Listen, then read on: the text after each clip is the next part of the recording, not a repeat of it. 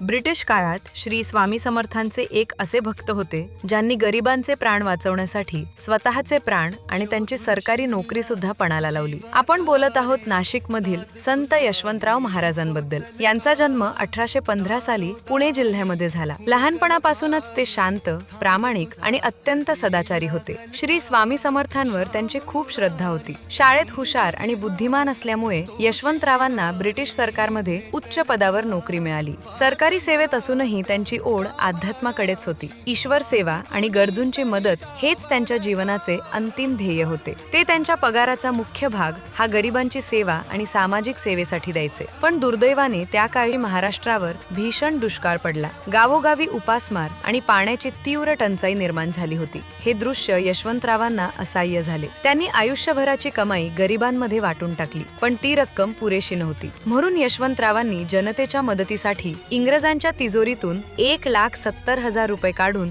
सर्वांमध्ये वाटून टाकले। त्यानंतर त्यांनी स्वतःहून ब्रिटिशांना कळवले आणि जे काही दंड शिक्षा असेल ते त्यांना मान्य आहे। तेव्हा ब्रिटिशांनी महाराजांना बंदिस्त केले आणि तिजोरीची तपासणी केली। पण तेव्हा ब्रिटिशांनी पाहिले की ते 1,27,000 रुपये तिजोरीमध्ये जसेच्या तसेच आहेत। हा प्रसंग जणू स्वामींचा चमत्कारच होता। यानंतर लोक महाराजांना देव मामलेदार म्हणून ओळखू लागले। आजही नाशिक येथे गोदावरी नदीच्या पवित्र तीरावर यशवंतराव महाराजांची समाधी आहे, जिथे हजारो भक्त कृतज्ञतेने त्यांना नमन करतात।